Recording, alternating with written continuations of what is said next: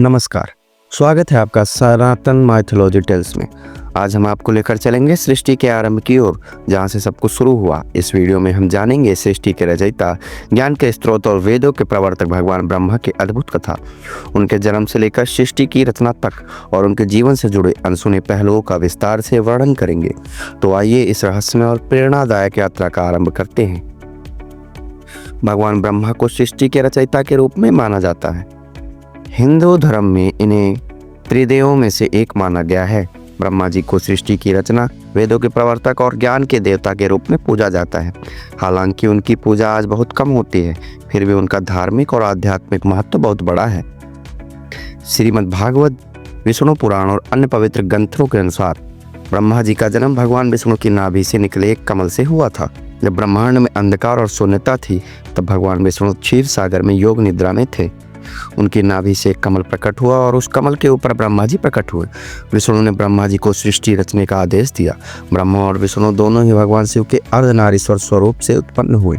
शिव ने ब्रह्मा को सृष्टि रचने का कार्य सौंपा और विष्णु को पालन का। सृष्टि की रचना। ब्रह्मा जी ने पंच महाभूत पृथ्वी, जल, अग्नि, वायु, आकाश, समय, दिशा और जीवों की रचना की। मानव जाति की रचना। ब्रह्मा जी ने मनु और शत्रुपा को उत्पन्न किया, जो मानव जाति के आदि पूर्व माने जाते हैं। देवता, असुर और ऋषियों की रचना। ब्रह्मा जी ने देवताओं, असुरों और सप्तऋषियों की भी रचना की। 4 वेदों की उत्पत्ति। ब्रह्मा जी के मुख से 4 वेद, ऋग्वेद, यजुर्वेद, सामवेद और अथर्ववेद प्रकट हुए। ब्रह्मा जी को ज्ञान और विद्या का प्रतीक माना जाता है। उन्होंने ऋषियों और मुनियों को वेदों और शास्त्रों का ज्ञान दिया। ब्रह्मा जी ने अपने मानस पुत्रों की रचना की, जिन्हें सप्तऋषि और चतुः कुमार, सनक, सनदन, सनातन और सनत कुमार कहा जाता है। एक बार ब्रह्मा जी ने अपनी ही पुत्री सरस्वती की ओर आकर्षित हो गए, जिससे देवता और भगवान शिव ने उनकी निंदा की। इस पाप के कारण उनकी पूजा कम होने लगी।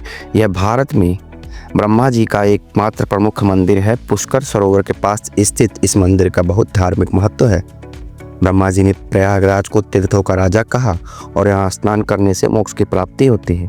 शिव पुराण के अनुसार ब्रह्मा और विष्णु ने भगवान शिव की शक्ति को चुनौती दी। तब शिव ने ज्योतिर्लिंग का प्रकट किया और दोनों को अपनी सीमाओं का ज्ञान कराया। एक कथा के अनुसार ब्रह्मा जी ने झूठ बोला कि उन्होंने ज्योतिर्लिंग का सिर देख लिया। इस झूठ के कारण शिव ने उन्हें शाप दिया कि उनकी पूजा पृथ्वी पर नहीं होगी।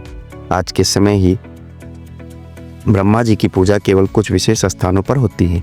उनकी पूजा का मुख्य उद्देश्य ज्ञान, सृजन और जीवन के रहस्य को समझने की प्रेरणा देना है।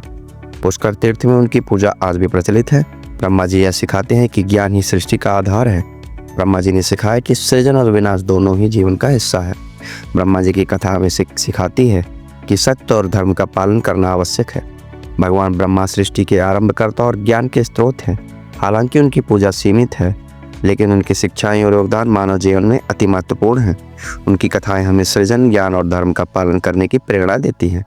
तो दोस्तों, यह थे सृष्टि के रचयिता भगवान ब्रह्मा की अद्भुत और ज्ञानवर्धक कहानी। उनकी कथा हमें सिखाती है कि सृजन और ज्ञान का कितना बड़ा महत्व है। यदि आपको यह वीडियो पसंद आया हो तो इसे लाइक और शेयर करना ना भूलें। हमारी ऐसी ही और दिलचस्प कहानियों को सुनने के लिए हमारे चैनल सनातन माइथोलॉजी टेल्स को सब्सक्राइब करें और बेल आइकॉन दबाएं। हम फिर मिलेंगे एक नई कथा के साथ। तब तक के लिए जय श्री हरि।